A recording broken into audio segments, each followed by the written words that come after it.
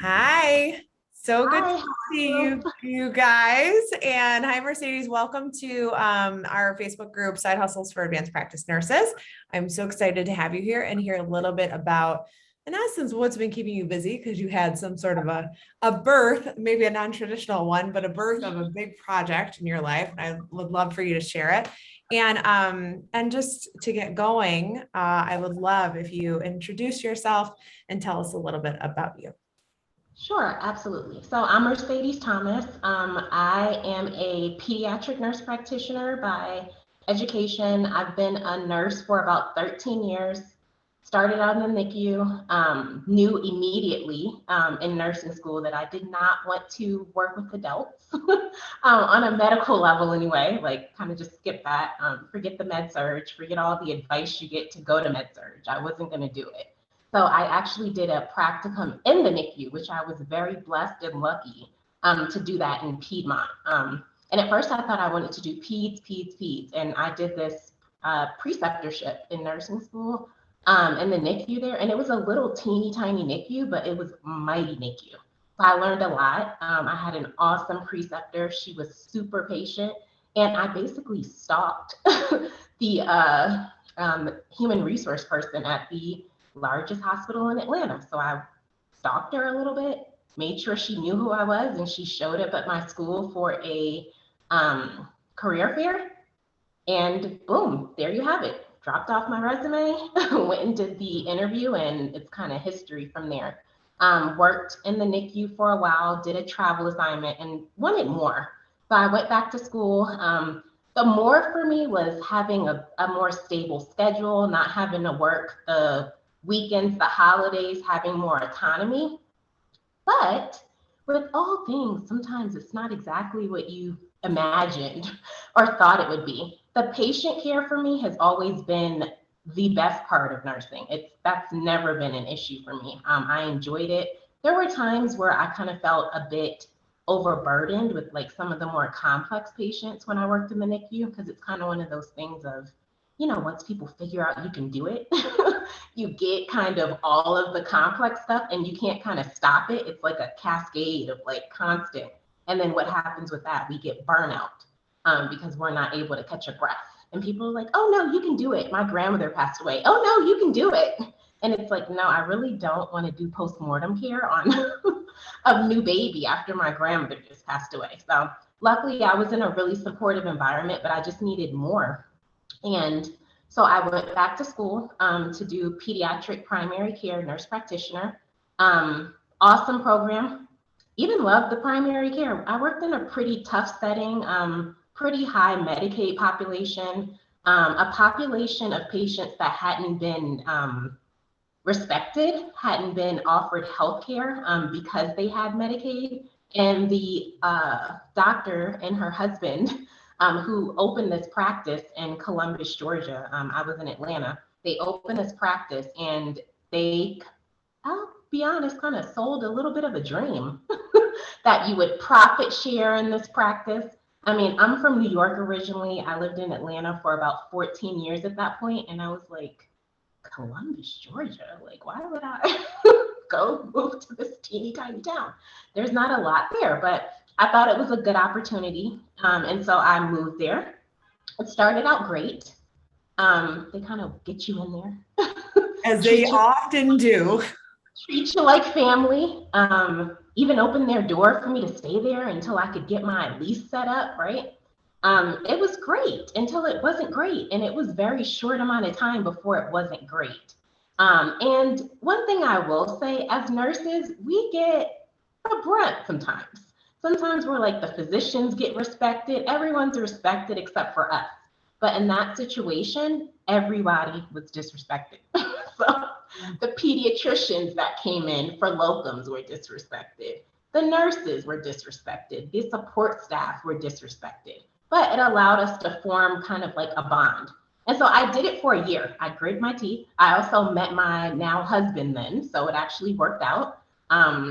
And so, it was an interesting experience, but I really, really just thought, this can't be how it's supposed to be. And it kind of, took me away from like primary care in a way. I always knew that I was interested in consulting. My mom always said, just from knowing my personality, knowing about you need to be the boss, consulting would be a great fit for your personality. But I never knew how to do that and make money on my own, right? We don't learn that in nursing school. And so I went and started searching, you're up searching, because I would be so miserable on Sundays. It was just like terrible. It was just like the dread of Monday coming. And again, not the patients, but a brand new nurse practitioner basically running this practice on her own, running it, seeing 50 to 60 patients a day, and not having a choice of seeing them. Driving between multiple practices that were in basically, I don't want to offend anybody, but it was in the boondocks. Like there was nothing. For about an hour drive, it was nothing but trees and deer. And at one point, I finally had to say, look, I'm not driving anymore here, like past a certain time. And it was just like, I had to put my foot down because it was dangerous. As a young female, a Black female in a rural area where there's nothing, you have no phone service, nothing. And so I was like, I'm not going to do this anymore. And so what I will say is that job, I met some really good friends. And one of them is a pediatrician who we're still friends. She was even at my wedding. And she really helped me to establish boundaries in life and say, you don't need to answer your phone at 5:30. These people were stressing me out at 5:30, sending emails about where to go, how many patients, what to do, just kind of running my life. And my life changed significantly when I left there and I found a job that was in quality. And it allowed me to travel. I wasn't so thrilled about traveling through South Georgia, but the great thing was it was my start on consulting. So I was basically a quality practice consultant in HEDIS. And so I went to these offices, and first you had to warm the practitioners up, right, and the doctors to even get in there. So that was one thing. Little did I know that's marketing, right? You don't know that as a nurse when you're doing it, but you got to get your foot in the door. These people are busy. They don't know you from Adam. They've never heard of HEDIS.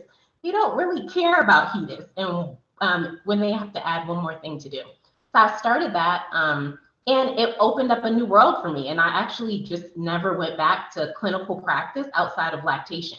When I had my son, it became even more of an interest for me. I'm in the NICU. We spent a lot of time working with multiples, working with preemies, even working with full-term babies breastfeeding. And it was also something that I really was passionate about. But when I had my son, it really opened up, like, I want to get certified. So I went and did that. And like I said, I just never returned. We moved up to the DC area. I worked in a hospital as a complex care case manager. I also interviewed in the DC area for lots of pediatric nurse practitioner jobs, but the money was poor.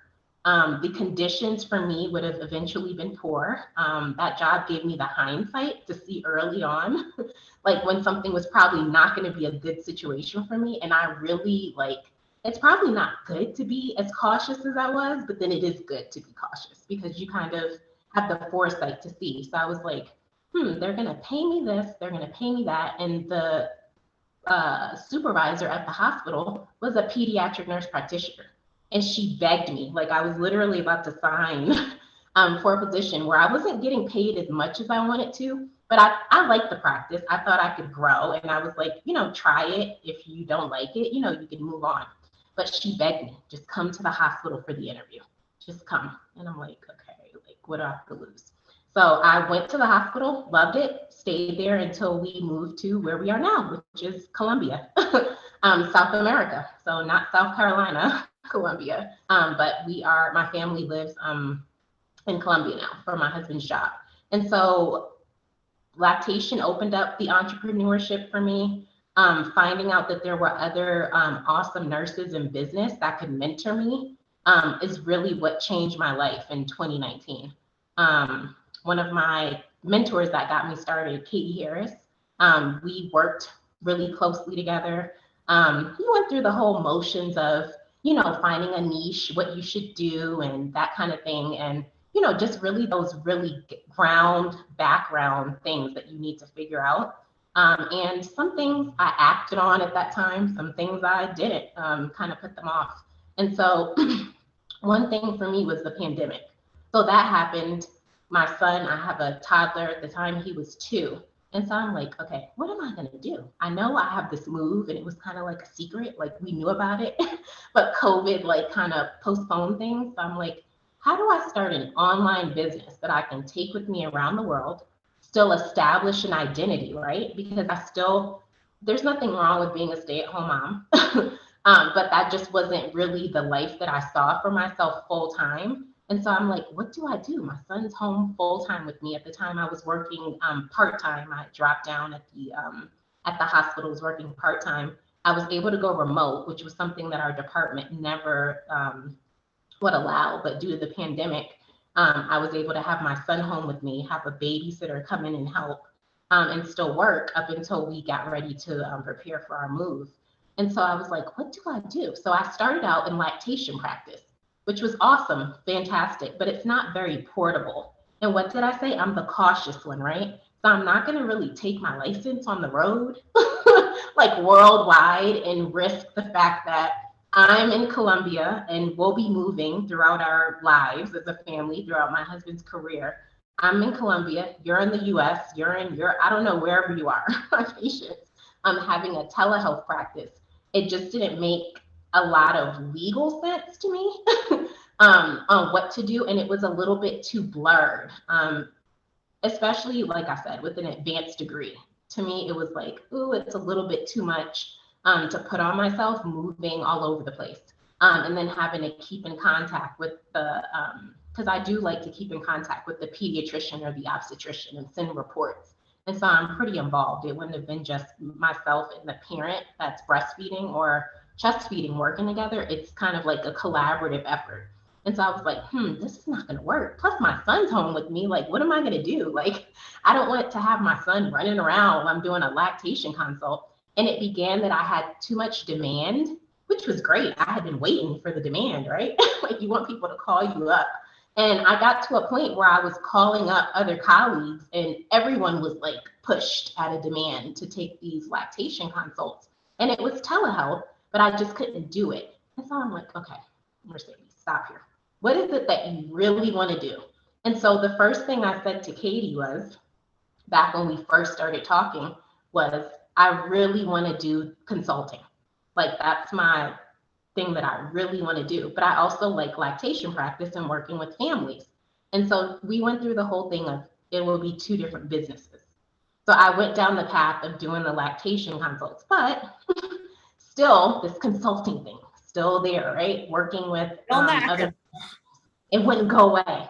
And then I had this whole idea of a book. I had a whole business file, I have to tell you. So for 10 years, I had a little Word document. And even when my Mac crashed, I made sure that made it somehow. I don't know how it got on there, but it made it to my every computer. I still have it. And there was all of these ideas of being like a night nurse and taking care of babies, and lactation was on there. So I crossed that off the list, but it doesn't really work when you're moving around the world. And then there was this book. There was a book that I wanted to write, not only children's books, but I wanted to write a parenting book. And so I'm like, okay, if I'm going to do it, this is the time to do it now. And so I decided to proceed with writing the book. And writing the book was actually a really easy part. We're a little frozen here. Yeah, it may, yes, I'll keep talking. Yeah, there you are. There you are. We're back. So the book became a reality.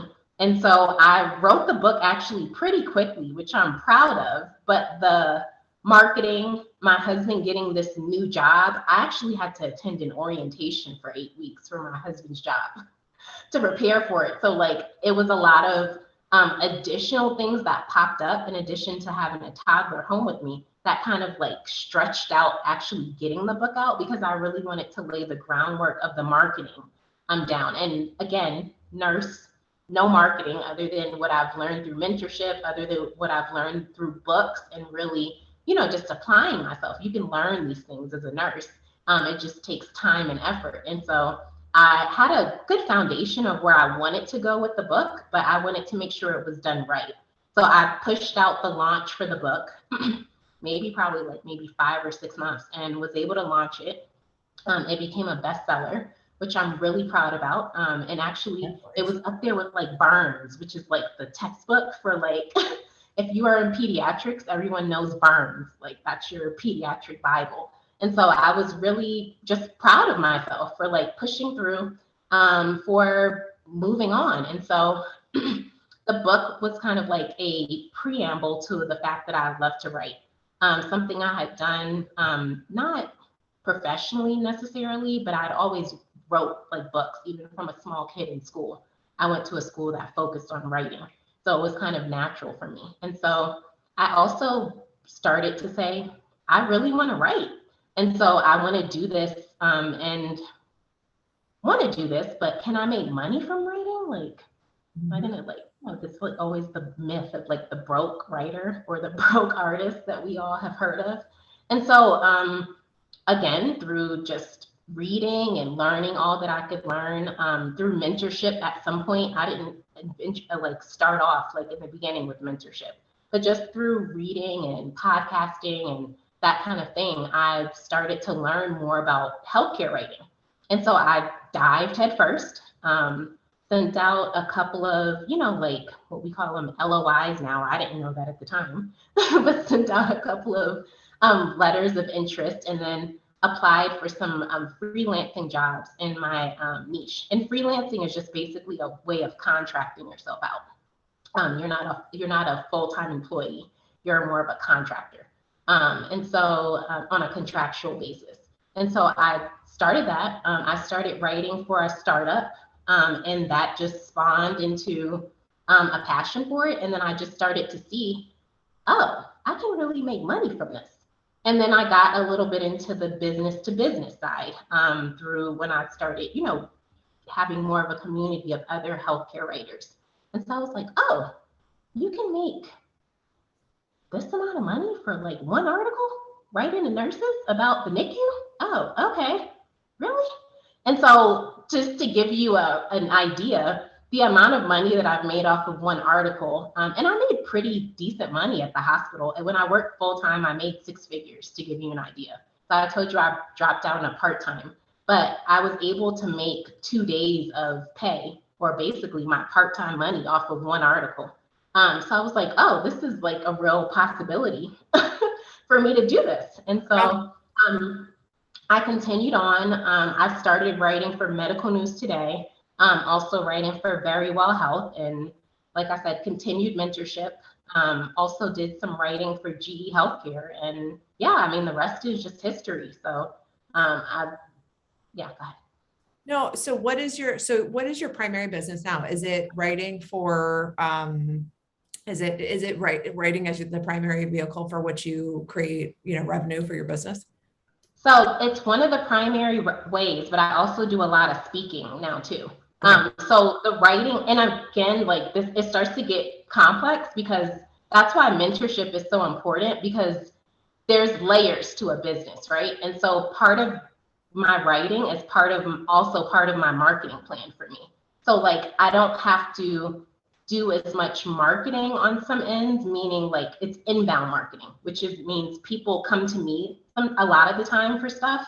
And that was another thing as a business owner, you have to kind of learn to say like yes or no and figure out what's going to work best for your business model. But writing is the primary focus right now, but I also do speaking and then consulting as well. But writing is kind of like one of my offers. And then of course, consulting is more of a higher ticket offer for my business. Okay.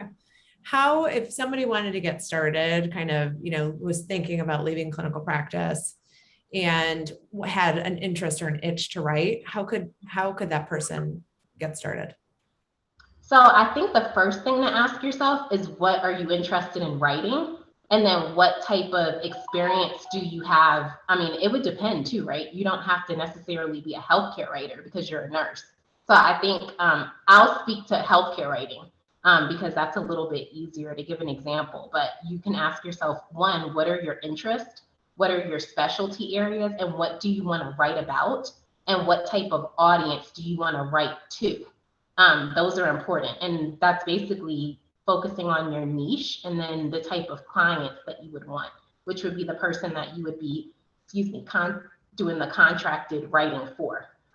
So that would be the first thing to decide. Decide on a niche, decide on your audience. LinkedIn is a good place to start.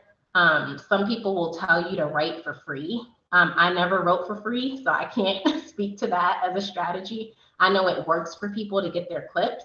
But like I said, if you build a foundation in other areas, it kind of shows what you can do. If you have an online presence, if you're already active in certain areas, if you're already networking with others, that is really important. Even one of the things that working at the startup, like the person that wind up being like the content marketing manager was like another lactation consultant that I had like been in networking groups with. I didn't know her, but she, like it was familiar to her. So I think like putting yourself out there, because we have a tendency to say, oh, if you write, you don't really, like people just want to write and they don't want to be on video. They don't want to like do this kind of thing. But it's really important to kind of round out everything for you. And then I think, like I said, once you establish a foundation of who you want to write for, where you want to write for them, you can type in write for pediatrics in like a Google search, write for maternal health, and just kind of look and make a list of companies, make a list of agencies that may fit into that niche. But you have to have some type of, if you want to be successful in writing, you need some type of niche. I wouldn't suggest anyone just being a generalist. And so I was able to tie my love for lactation, maternal health, my pediatric expertise into my niche. So that's what people know me for writing. And you're not gonna see me writing about like geriatrics. Like I've written some health articles in general about health and wellness and preventative care, but I would turn it down. Like I just wouldn't do it. Just because it just doesn't go with my brand for one, it doesn't go with my writing niche. So I think those are really important things if you really want to go far in writing, is to have a niche, because then people start to know you for certain things. What about, for those people who are, thinking about getting started, but nervous? I mean, what's one thing, as someone who's started a couple of endeavors, you have a handful of different drivers, income, revenue generating activities for your business. What advice, would you give to somebody who's just starting to think, like the seeds, who has maybe the idea list, the document, but has not yet, reached out or done anything with it? So I think, like I said, you have to get really clear on where you want to go. I had to do a little roundabout because my lifestyle, my family situation changed. But I think if you can get clear on where you want to go in the next year or two, it doesn't have to be a 5-year, 10-year plan, then I think you can make it, you can look at things and see if it would be worth it for you to even go down that path.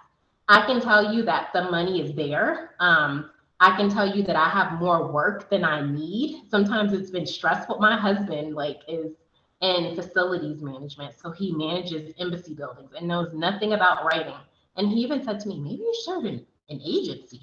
And I was like, okay, is he crazy? Has he seen how crazy I am sometimes? Like deadlines and all this stuff, really an agency? And so I was like, for a minute, I kind of was like, maybe that's what it is. But for me, it wasn't an agency that I needed. I needed to outsource some of the things in my home, if that made sense. So getting in Colombia, it's a lot cheaper for us to have household help. So stuff like that. My son is now in preschool again because they are very vigilant here on COVID-19. So I felt super comfortable with the feedback that I got from other parents, super comfortable with going to the preschool that he's at. All the kids wear a mask, they're very vigilant here and the people here are very respectful. Everyone wears a mask at all times. So things changed a little bit in that respect. So it opened up a little bit more time for me, but I think you have to, anything that you want, it has to be worth it to you. So can you see yourself doing this in 6 months, in a year? And then I would say get mentorship. There's no need to feel around in the dark, right? So I never felt around in the dark. I started early on in my business, even when I was starting to still try to figure things out.